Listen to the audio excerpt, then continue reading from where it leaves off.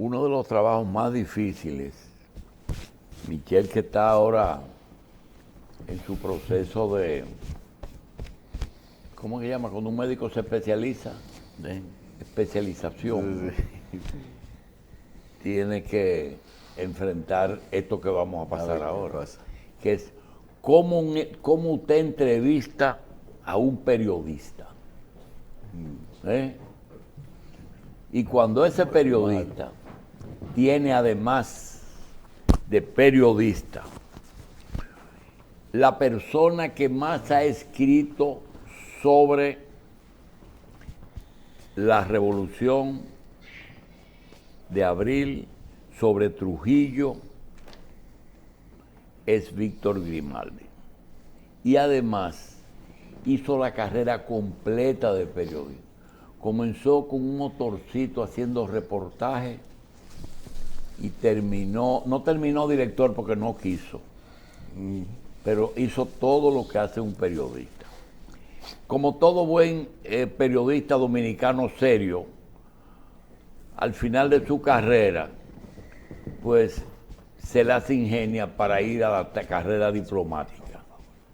Y fue embajador dominicano ante el Vaticano durante 11 años. Durante unos días fue embajador en Suecia, pero eso no se materializó mucho.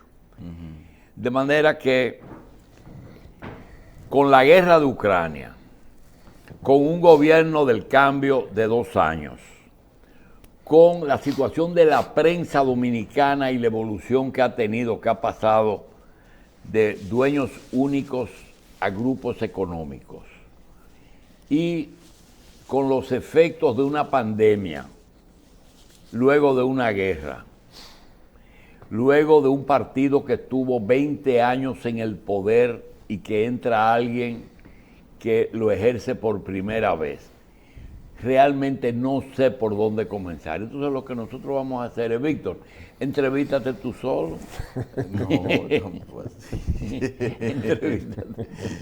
No, vamos a empezar por la guerra mundial. La de ahora. La Segunda Guerra Mundial. No, es la misma de siempre, porque se habla de primera, segunda y tercera guerra. Y realmente es la misma guerra. Y hablaba el doctor Jacín cuando leyó hace un rato unas declaraciones que dio el Papa Francisco en el avión que lo llevaba ayer domingo desde la República de Malta, que está en una isla pequeña en Malta, al sur de Italia.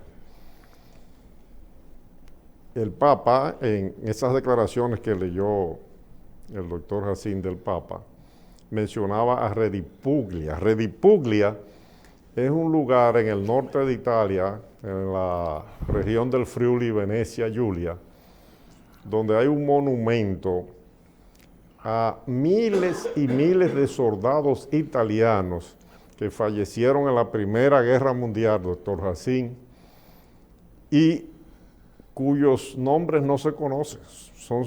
Son soldados desconocidos, miles de cadáveres depositados ahí en ese mismo lugar donde se hizo el monumento. Lo mismo de Normandía que él dijo. Bueno, después él mencionó, hay 30.000 jóvenes que no se mencionaron. Pero la mayoría de los soldados, o una gran parte de esos soldados italianos, bueno, italianos no, perdón, de la Segunda Guerra Mundial, de la guerra del 39 al 45, franceses, ingleses, alemanes, polacos, hay varios cementerios en Italia. Y él se refirió al cementerio de Anzia, donde están los americanos que murieron en la Segunda Guerra Mundial en territorio italiano. La mayoría de esos soldados, o muchos de ellos, están identificados. Son tumbas individuales, a diferencia del monumento de Redipuglia. Usted también mencionó la Segunda Guerra Mundial. Bueno, en la Primera Guerra Mundial combatió mi abuelo. Yo escribí una novela, precisamente, que se llama En la fábrica del siglo, basándome en la vida de mi abuelo, pero no es copiando, no es una biografía, es decir, me inspiró el hecho de que mi abuelo, de origen italiano, vino después de la Primera Guerra Mundial, después de combatir en la Primera Guerra Mundial, que fue a la que aludió el Papa. Una de las que aludió a la segunda también. Usted mencionó también, doctor Jacín, a una familia muy distinguida de la República Dominicana, a la familia Vicini. No sabía lo que usted dijo, ahora me he enterado, de que le habían embargado Cuentas en Estados Unidos. cuentas en Estados Unidos. Pero lo que sí es cierto es que tanto los ciudadanos americanos de origen alemán, los ciudadanos americanos de origen japonés y los ciudadanos americanos, norteamericanos, ¿verdad?, estadounidenses, de origen italianos, fueron sometidos a persecución política y policial en los Estados Unidos y muchos puestos en campos de concentración. Sí, señor. Durante la Segunda Guerra Mundial. Mi abuelo, por ejemplo, que vivía en la República Dominicana, de origen italiano, que no retornó jamás a Italia después de la Primera Guerra Mundial, tenía que ir todas las semanas a la oficina de la policía en La Vega a chequearse.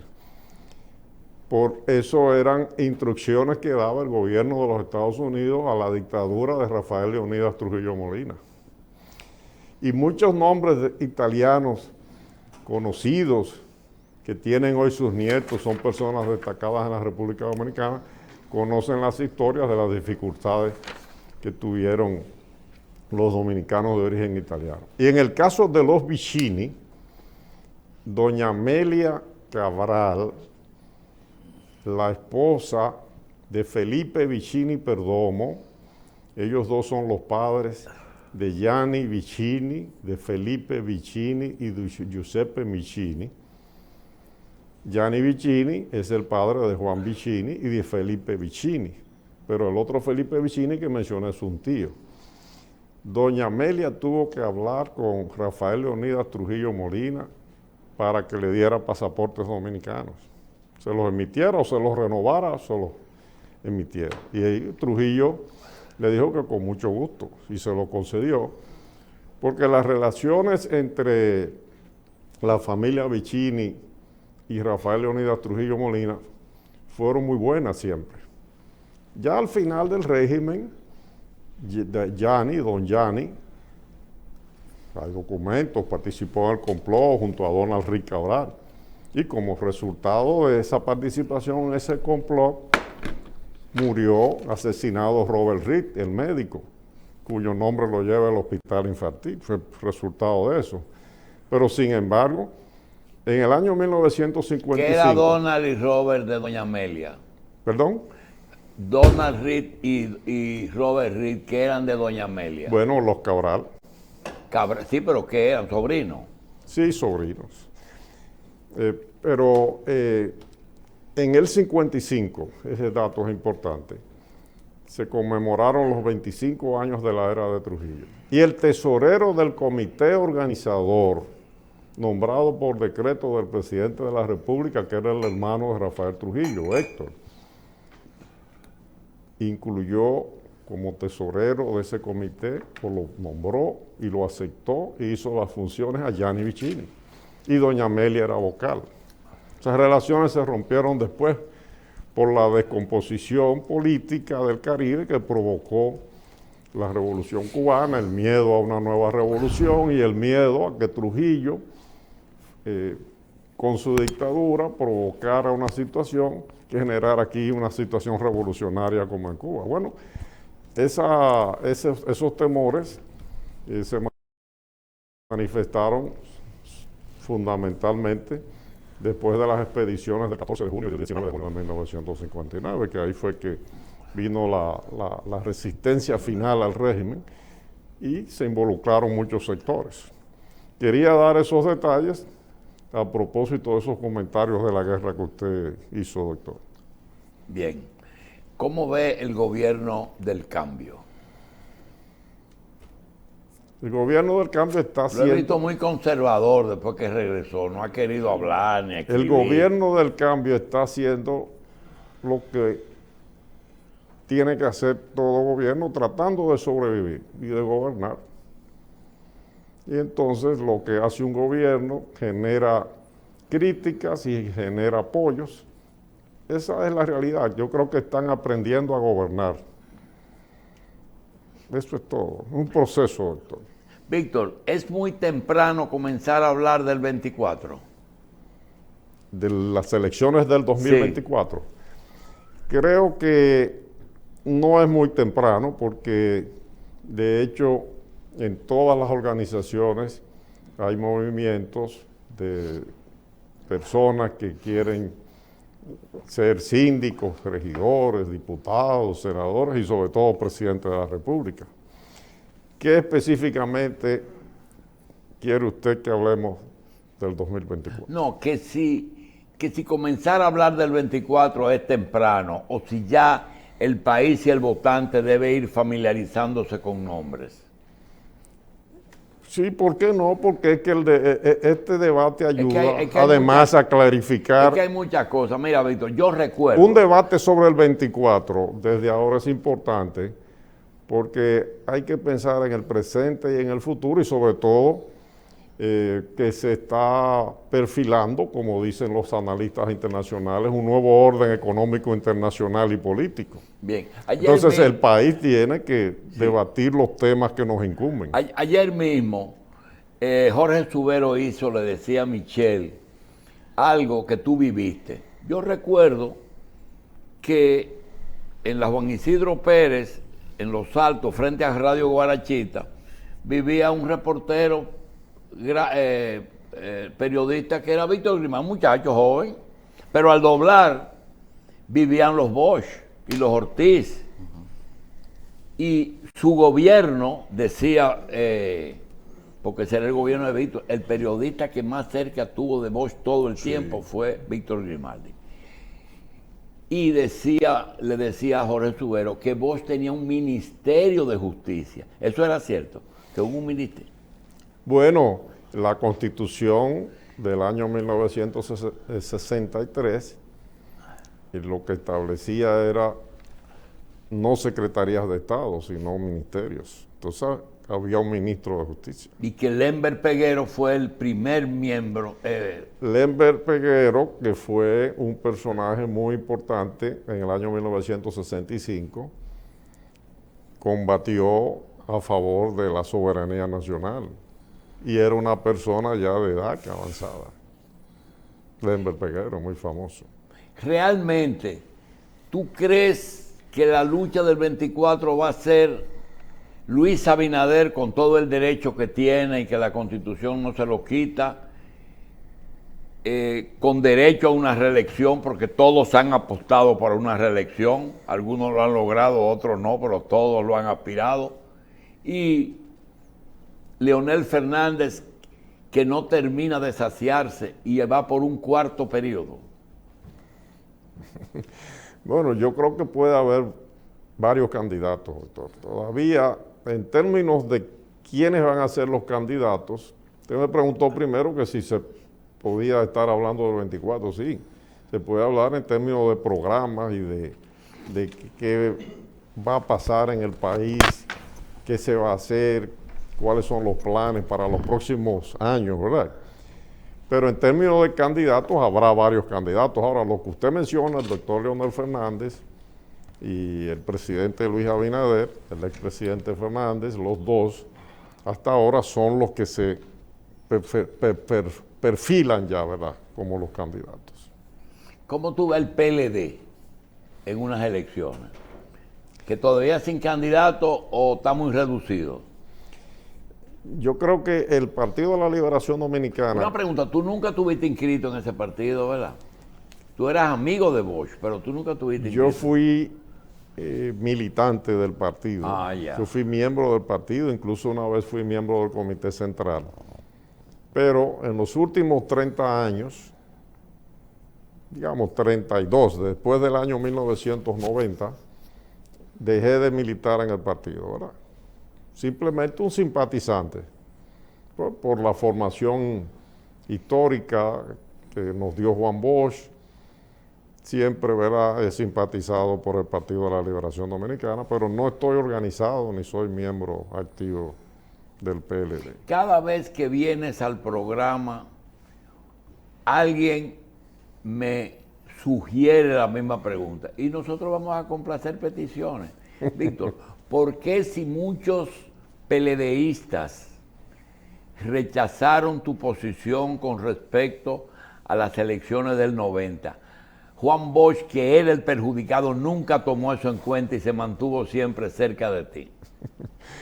No, Juan Bosch no fue perjudicado porque Juan Bosch tenía una conciencia histórica y era un ser humano y político excepcional. Juan Bosch sabía lo que era la verdad, que la verdad no se puede ocultar. Usted habla de 1990, doctor, son 32 años. Usted sabe los jóvenes que no tienen idea de lo que pasó en 1990. Bueno, hubo unas elecciones y los candidatos principales fueron el doctor Joaquín Balaguer, el profesor Juan Bosch, el doctor Roberto Saladín fue candidato en el 90. Sí, así mismo. José Francisco Peña Gómez y Jacobo Magluta. Ahora, en el caso de Juan Bosch, José Francisco Peña Gómez y Jacobo Magluta, ¿quiénes eran? Eran 20 años antes, tres líderes del Partido Revolucionario Dominicano, que era la principal fuerza política democrática del país, y la oposición en ese año al gobierno de Joaquín Balaguer. Joaquín Balaguer había retornado al poder en el año 1966. Digo retornado porque fue presidente con Trujillo, vicepresidente y ministro. Fue presidente de la República. Usted ha hablado varias veces, doctor, de cómo condujo el presidente Joaquín Balaguer al país después de la muerte de Trujillo. Él era presidente ya desde agosto de 1960. Antes era vicepresidente desde el 1957. Mira. Yo tengo por ahí, por cierto, un álbum de un desfile que se hizo en memoria o homenaje a Trujillo y a Joaquín Balaguer. No te voy a mentir. No es... Entonces, no déjeme concluir. Entonces, óyeme, en el 90, la oposición dividida. Mira lo que tengo, el 90, la boleta del 90. Me la regaló Berta, la esposa de Saladín. Mire ese asunto. Joaquín Balaguer, José Francisco Peña Gómez, Juan Bosch, la estructura. Van der Horst. Partido el PQD de Wessing. Que apoyó a Balaguer esa vez. La Unión Democrática, Vincho Castillo con, ¿cómo se llama? Fuerza Nacional Progresista. José Rafael Abinader fue candidato por Alianza Acción Constitucional, el PAC. Roberto Saladín Celín por el PPC. Oye, eso fue el 90. ¿Qué fue lo que encontraste en los resultados? Que ganó Balaguer. No, lo que pasa es que los partidos que sacaron más votos, que definían las elecciones, eran el Partido de la Liberación Dominicana con Juan Bosch de candidato, el PRD con Peña Gómez y la estructura de Jacobo Magluta. Fueron los partidos que más votos sacaron, pero los tres, bueno, y Joaquín Balaguer, pero los tres de la oposición tenían el voto de oposición dividido y no había segunda vuelta. Pero lo paradójico es que antes José Francisco Peña Gómez, Jacobo Magluta y Juan Bosch eran desde el punto de vista político la misma cosa y se dividieron. Y eso fue lo que favoreció que Balaguer una vez más se repostulara, eso fue todo. Cuando el doctor Leonel Fernández, el licenciado Vicente Bengoa, Julio Sterling, un diputado del Partido de la Liberación Dominicana, Camilo Lluveres, el tío de Juan Vicini Lluveres, hermano y de Felipe, Alma, el hermano de la madre de esos muchachos. Él era el tío de esos muchachos, diputado del PRD Camilo. Sin embargo, en el año 90, a pesar de que Camilo era muy amigo de Peña, nos apoyó y colaboró con nosotros en el 90. Fue junto con la comisión que visitó a Carter a llevarle las pruebas del supuesto fraude que determinaron el triunfo de Balaguer. Y porque Carter vino, la fundación vino con Carter. Carter vino a supervisar las elecciones. Después de las elecciones se fue y después le fueron a llevar las supuestas pruebas del fraude. Y Vicente Bengoa, doctor, en su programa, cuando usted lo tenía en el Canal 9, yo tengo ese video guardado, dijo, que Carter le dijo, pero ven acá, ¿y eso es el fraude? No, hombre, eso no es fraude, son irregularidades, eso pasa aquí en los Estados Unidos a cada rato. Y ahí está el informe de Jimmy Carter. Ahí está. Así que ese es un tema para mí concluido, pero usted lo renueva. Y es simplemente parte de la historia política de este país, de las divisiones que se dan en los partidos, las confrontaciones.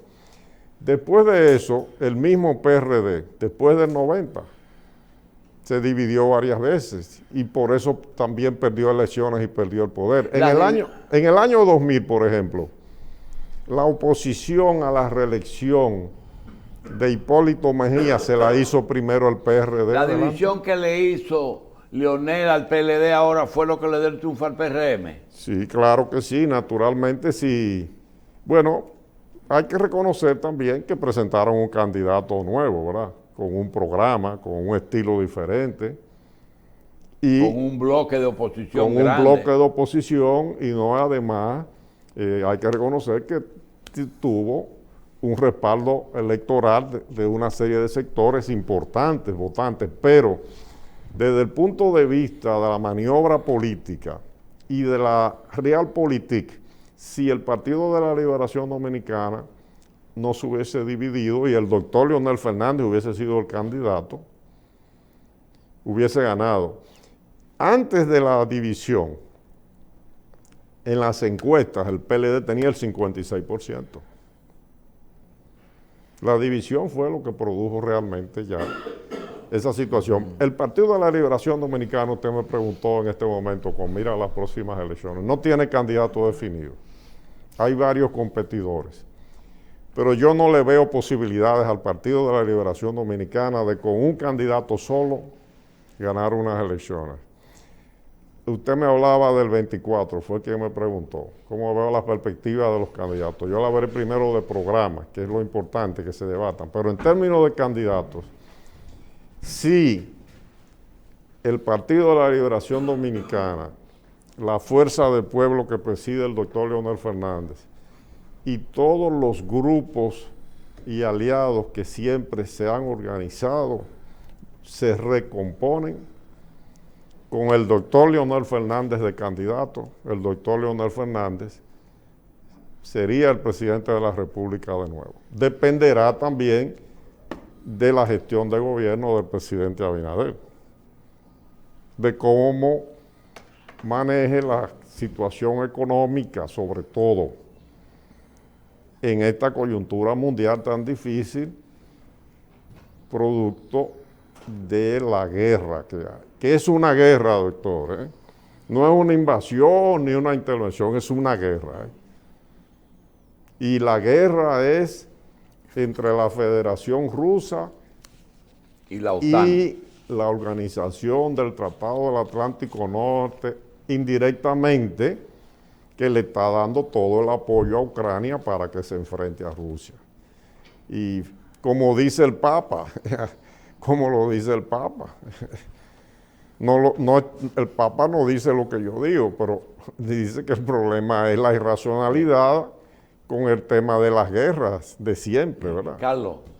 Sí, precisamente esa cualidad de analizar el panorama político y de lo que ha pasado en los últimos años, desde la primera participación en política del profesor Juan Bosch. ¿Por qué al Partido Reformista y a Joaquín Balaguer no le pasa lo que pasó al PRD, que pare partidos, que esos partidos a su vez producen otros partidos, como ha sido? ¿Por qué no hubo como esa gemación, vamos a decir, en el Partido Reformista de dividirse o de generar herederos políticos? No, el Partido Reformista se dividió. Y la primera Pero la división- gente se fueron a otros partidos, no formaron otros partidos que uno recuerde así. No, el Partido Reformista tuvo primero una división muy importante que fue con su vicepresidente del Con primer Lora. periodo, con el licenciado Francisco Augusto Lora, que había sido secretario de Estado, lo que hoy es ministro de Agricultura, durante el gobierno de Trujillo. Y un amigo suyo y pariente mío, Guaroa. Guaroa Liranzo, fue de las personas importantes que se fue con Francisco Augusto Lora en el año 1969, a pesar de que había sido uno de los principales sostenedores de Joaquín Balaguer. Pero a Balaguer lo favoreció en el año 1970, que fue su primera reelección, ya en la época democrática. Democracia con ciertas limitaciones, pero fue la etapa democrática. El hecho de que el Partido Revolucionario Dominicano, cuyo líder, que era un ayatolá como esos líderes religiosos iraníes, Juan Bosch, en el año 1970, era un líder de masas aquí, que era seguido por miles, millones de personas. Juan Bosch decidió y lo impuso en la dirección del Partido Revolucionario Dominicano, de que el Partido Revolucionario Dominicano no acudiera a las elecciones de 1970. Si el Partido Revolucionario Dominicano va a las elecciones del 70 o va a las del 74, ya Juan Bosch no era. Podía haber ganado, aún en las circunstancias tan difíciles, ¿verdad? Entonces, Francisco Augusto Lora acudió a esas elecciones de 1970 con el Movimiento de Integración Democrática. Mire, y fue una división muy traumática, porque Guarionel Lluveres Montaz, que era otro dirigente reformista, tenía un hermano que está vivo todavía, el general Salvador Lluveres Montaz, que era un líder militar en la base aérea de San Isidro. Una vez, en mi programa de televisión, Amadeo Lorenzo, y tengo ese video también guardado, Maví, que era un dirigente sindical del Partido Revolucionario Dominicano, sindical de UNACHOSIN, de lo que se llamaba Unión Nacional de Choferes Sindicalizados, UNACHOSIN, hacíamos unas huelgas muy grandes. Contó que antes del 70, ya cuando se había producido la separación del licenciado Francisco Augusto Lora al lado del doctor Balaguer, se llegó a conspirar a la gente del MIDA. Incluso mencionó a Guaroa. Y Guaroa me llamó al otro día para decirme que eso no era verdad, y es verdad. Pero Amadeo Lorenzo decía que sí, que hasta Guaroa participó en una conspiración contra Balaguer en el 69. Después, el Partido Reformista siempre tuvo un problema latente, pero Balaguer lo pudo manejar porque era el presidente de la República, tenía el poder, con Fernando Álvarez Bogar, que tenía un grupo muy fuerte de presión. Y hubo dos convenciones en las cuales el licenciado Fernando Álvarez Bogar fue escogido como candidato vicepresidencial y después fue obligado a Además, renunciar. se dice inclusive que la aceptación de Balaguer para apoyar a la candidatura del PLD en segunda vuelta se debió a que el candidato que acompañaba a Peña Gómez era Fernando. Y ya esa fue la tercera ocasión en que se presentó el problema con Fernando Álvarez Bogar, precisamente en el año 1996. La primera vez fue en el 1978. Y esa vez fueron los militares que fueron y lo obligaron a Fernando, porque Fernando tenía una base de apoyo muy grande en el Partido Reformista.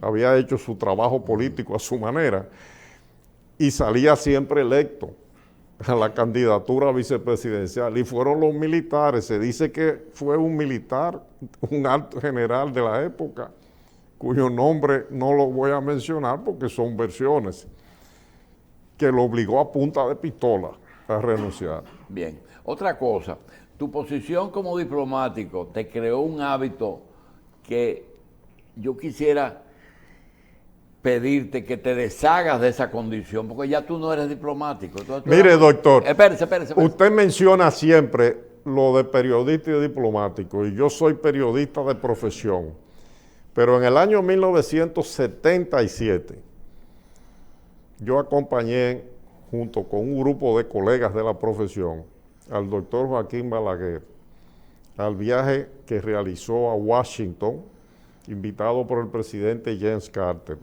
a quien yo conocía desde antes de ser presidente, ¿eh? Lo conocí en el año 1972 cuando era gobernador de Georgia, Carter.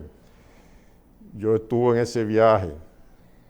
Cuando regresamos, Ramón Emilio Jiménez Hijo, el contraalmirante, que en ese momento era el ministro de Relaciones Exteriores, así se le llama hoy, antes era secretario. Que se quedó con Guzmán unos días.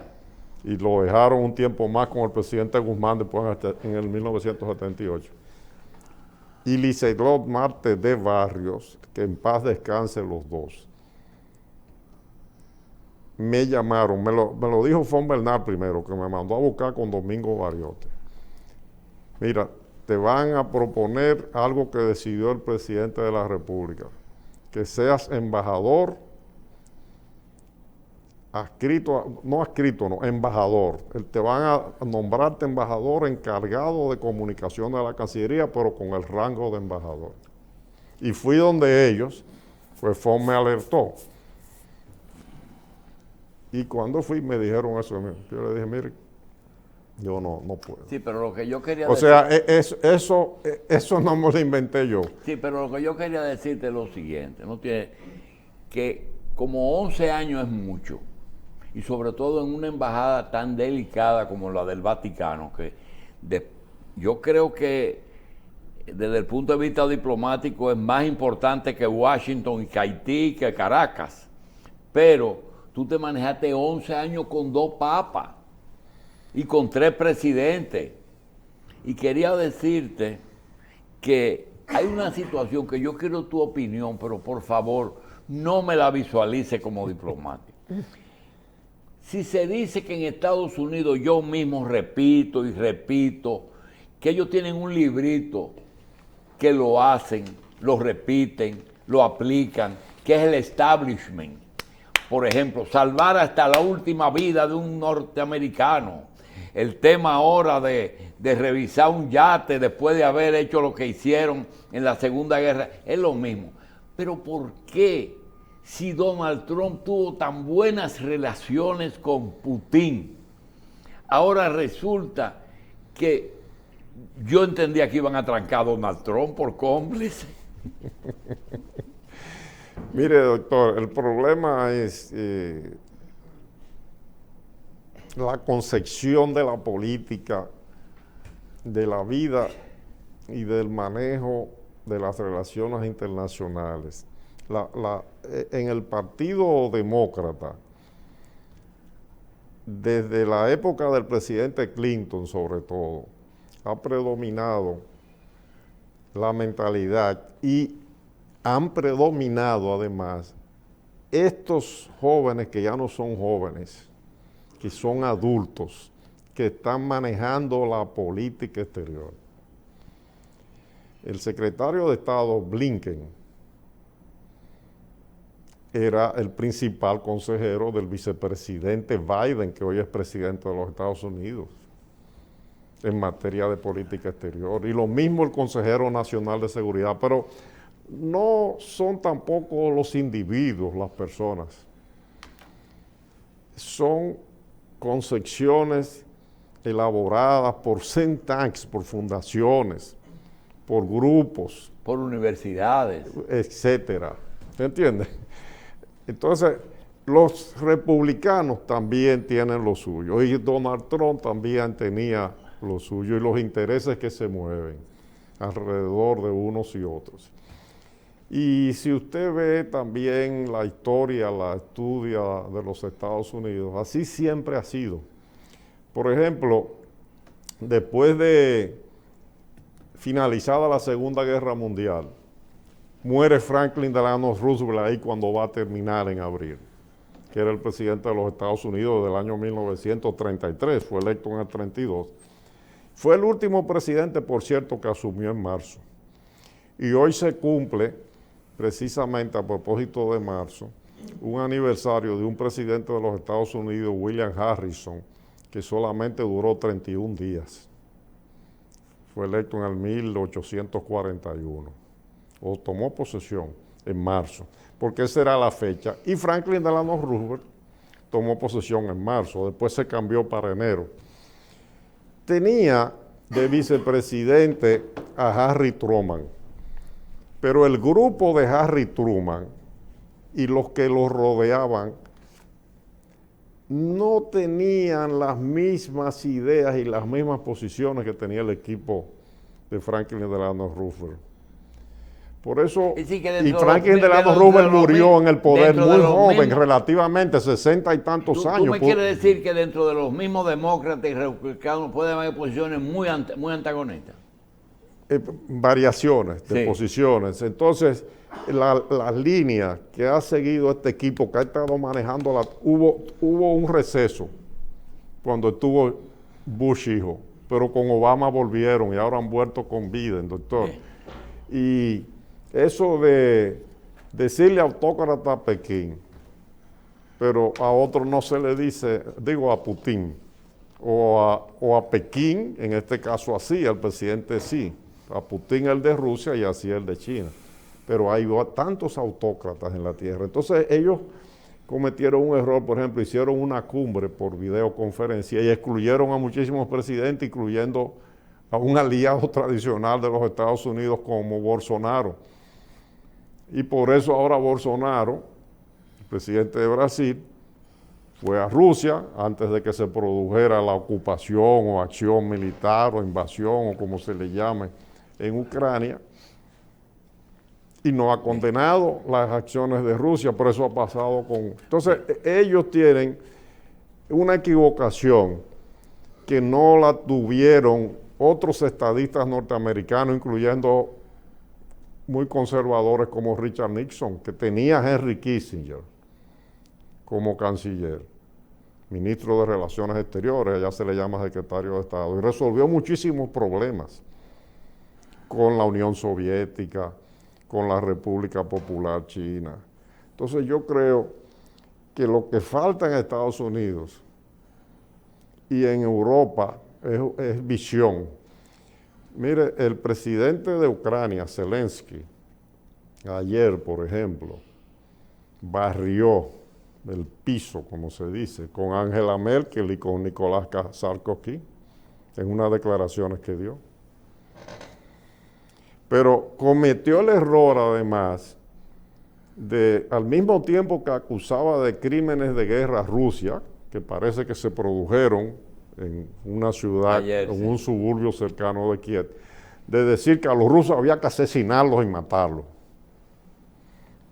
porque lo que son es unos asaltantes. Entonces ya ahí se descalifica, porque Human Rights Watch, la semana pasada, declaró que hay soldados ucranianos, unidades ucranianas que están cometiendo crímenes de guerra también contra los rusos. Entonces, ¿me entiendes? Entonces yo creo que la posición correcta es la del Papa en este problema, con relación a la guerra.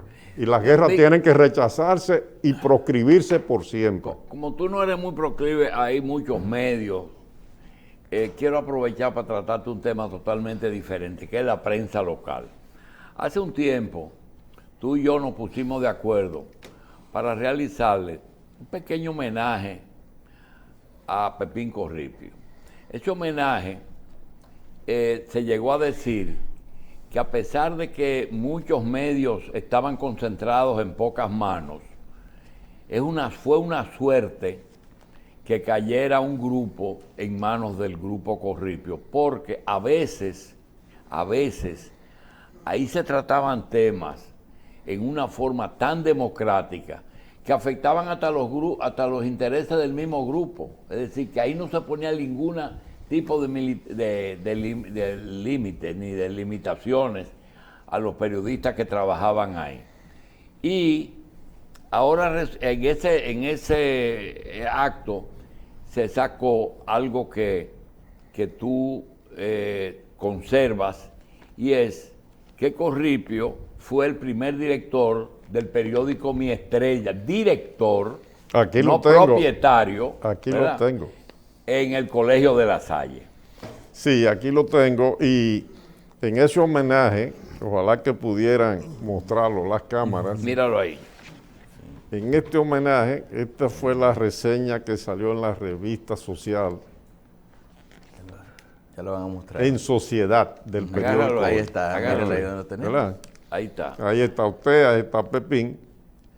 Y Pepín tiene en sus manos un ejemplar de este periódico que él me lo dio esa noche, una copia.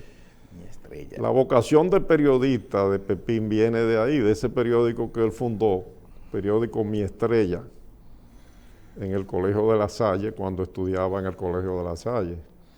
¿Qué periódico? Yo digo que Pepín, doctor Jacín, Pepín es el padre de la prensa democrática de este país.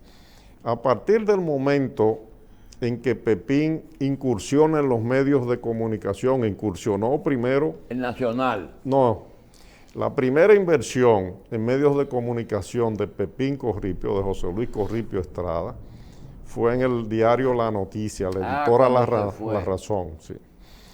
En La Noticia, pero en La Noticia, que fue un periódico que fundamos un grupo de periodistas que salimos del Nacional, él no tenía la mayoría de las acciones. Había otros accionistas, José Antonio Brea Peña, Gianni Vicini, muchos accionistas, José Antonio Caro Álvarez, y los periodistas conseguimos un préstamo del Banco Popular Dominicano y los pagamos poco a poco. Teníamos un porcentaje importante de las acciones también. Entonces Pepín no tenía la libertad que tuvo después, a partir de la adquisición, en el año 1979, de las acciones del Nacional de ahora. Entonces se establece ahí en la San Martín y entonces funda el periódico Hoy en el año 1981. Antes había adquirido Telesistema en ese... Con Waldo Pons.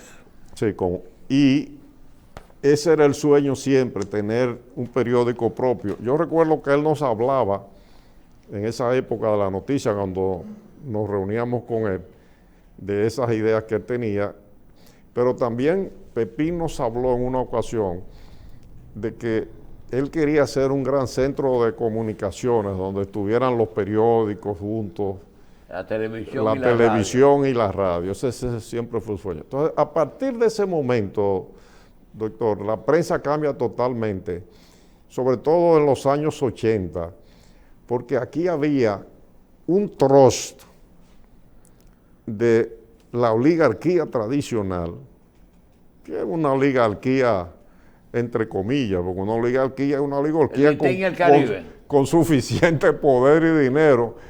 Unos milloncitos no son nada, pero tenían poder social, pero además era la escuela trujillista de la prensa que manejaba la cosa a cuentagotas.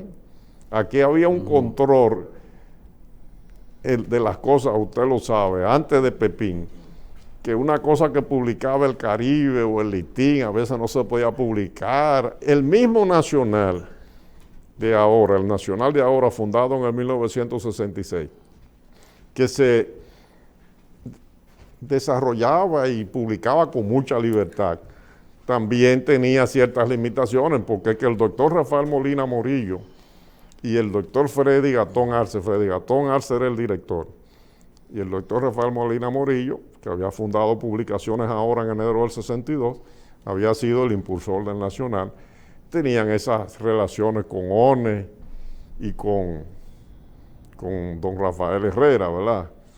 Entonces, todos los periodistas, además, que desarrollaron la prensa aquí en el país democrática después de la muerte de Trujillo, eran periodistas que venían de la escuela del trujillismo, en definitiva. Y es cierto que en un momento dado la revista y el periódico Hoy y Ahora, perdón, Hoy no, el Nacional y Ahora, caen en manos del PSD con Orlando Martínez y Freddy Gatón. El Nacional llenó un hueco en la prensa vespertina, que era de un periódico que existía antes, en la época de Trujillo se leía mucho La Nación, usted recuerda, ¿verdad? Por la mañana El Caribe, por la tarde La Nación. La Nación tenía el tamaño que tiene hoy el Listín y el periódico, que era un poco más grande, pero ese tamaño. Pero La Nación originalmente fue fundado como un periódico tipo estándar, tamaño grande antes de los periódicos, ¿verdad? Fue fundado en el año 37, 38, 39, por ahí. El primer director fue Rafael Vidal Fello. Y La Nación... el papel Vidal Martínez, Sí, el Rafaelito sí, Vidal. que era un hombre de Trujillo. Que por cierto se dice que al final sabía de la conspiración contra Trujillo, aunque fue de los impulsores. Sí. Pues La Nación sustituyó o compitió con la opinión, con la información y sobre todo con el Listín. El Listín cierra sus puertas en el año 1942,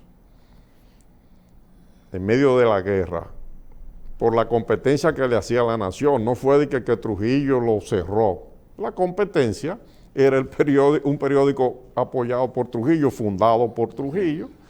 Entonces, el Listín no tenía posibilidad de sobrevivir. Por eso el Listín, de nuevo, en el año 1963... ¿Y cómo surge el Caribe? ¿Perdón? ¿Cómo surge el Caribe? Entonces, después de la guerra, que hay un panorama de la Segunda Guerra Mundial, 45, 46, 47, 48, antes, Trujillo se le sugirió y lo decidió que fundara un nuevo periódico, y ahí que se funda el Caribe en abril del 1948, y quien lo dirige es Stanley Ross, y el primer jefe de redacción fue Rafael Herrera por poco tiempo. Después es que aparece Germán Emilio Ornes, hijo de un famoso educador que tenía el mismo nombre, Germán Ornes, Germán Emilio Ornes Coacu, es el próximo jefe de redacción. En los años 50, Trujillo le cedió unas acciones a Germán Emilio Ornes. Creo que la financió el Banco de Reservas o el Banco Agrícola. El Banco de Reservas puede haber sido. Cuando Germán Emilio Ornes rompe sus relaciones con Trujillo y se va y se queda fuera del país en una reunión de la Sociedad Interamericana de Prensa, entonces empieza a hacerle oposición a Trujillo, pero regresa en diciembre del año 1961, 6 meses después de la muerte de Trujillo, y Armando Oscar Pacheco y Fello Vidal, designados por Balaguer, por Joaquín Balaguer para que evalúen la situación del Caribe y la legalidad de esas acciones, deciden entregárselo a Ornes. A Germán Emilio Ornes. Así es que Germán Emilio Ornes recupera el Caribe. Entonces Germán Emilio Ornes se convierte durante el año 1962, 63, 64, 60, casi hasta el 70, en Ley Batuta y Constitución aquí. El auge del Listín surge a partir del 1963, poco a poco, de agosto, porque al mes de que el Listín vuelve a ser publicado, se produce el golpe de Estado, y Rafael Herrera defendió siempre la constitucionalidad. A pesar de Donald Rick. No le hizo oposición al gobierno del triunvirato, porque Donald Rick Cabral, que fue un triunviro, era dueño del Listín. Bueno, a través de las familias relacionadas, sí, eran de los accionistas. ¿Usted entiende? Entonces, por eso el Listín, y además el pensamiento agudo, la profesionalidad de don Rafael del Caribe fue decayendo, bajando, porque se le atribuía a Ornes siempre que era muy encerrado, ¿verdad?, en sus cosas. Entonces, sí, de ahí viene la prominencia del Listín. Sí, pero Pepín, que es el personaje también que usted mencionó, todavía no contaba nada en esa época. Era un empresario que junto con su papá habían desarrollado las empresas del Grupo Corripio, pero todavía jamás tenían la influencia social que tuvieron después.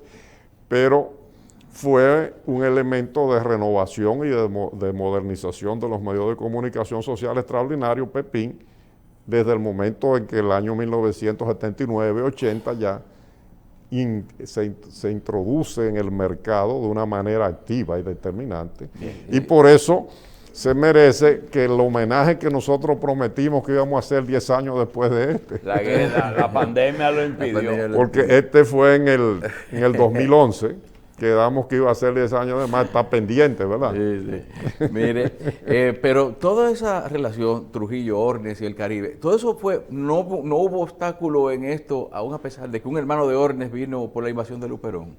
Que si no hubo, perdón. O sea, hubo un hermano de Ornes que participó en la invasión de Luperón. Eso no tuvo, aún a pesar de todo eso, se pudo mantener. El hecho de Ornes haber sido periodista y ejecutivo importante del Caribe en ese momento preservó la vida de su hermano de Horacio Julio Ornes en la expedición del año 1949 que vino por Luperón. Eso ayudó mucho a evitar, pero además en ese momento tampoco a los prisioneros que hacían esas cosas se les trataba tan mal como se le trató a los del 14 al 19 de junio, 10 años después.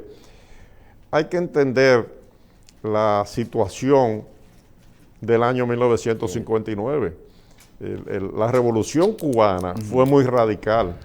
Sí. En enero del año 1959, los fusilamientos de militares cubanos y de políticos vinculados al régimen de Fulgencio Batista, derrocado por el movimiento revolucionario de Fidel Castro, impactaron mucho y crearon una situación de terror muy grande en las Fuerzas Armadas Dominicanas y en la cabeza del régimen trujillista, ¿verdad? No solo de Trujillo. Y Trujillo preparó a las Fuerzas Armadas, entonces ya tenían muchos aviones, tanques, todo tipo de armamento para cualquier tipo de incursión. Y se sabía que iban a venir para acá. Aquí se estaban entrenando hacía tiempo y hay publicaciones en los periódicos. Aquí se creó, por ejemplo, el grupo Los Cocuyos de la Cordillera, que eran unos campesinos que estaban preparándose para cuando llegaran las incursiones del 14 de junio. Y en el periódico El Caribe yo he visto un prominente empresario de La Vega con saco y corbata junto a uno de los hermanos de Trujillo, a José Arismendi Trujillo, Petán, con un grupo de cocuyos de la cordillera. De esa familia que hoy usted la menciona y usted dice, pero no era de que todo el mundo era antitrujillista, no, es lo que dijo Patín Maceo una vez. La población dominicana se duplicó después de la muerte de Trujillo. Antes eran 3,5 millones. Y 6 meses después eran 7.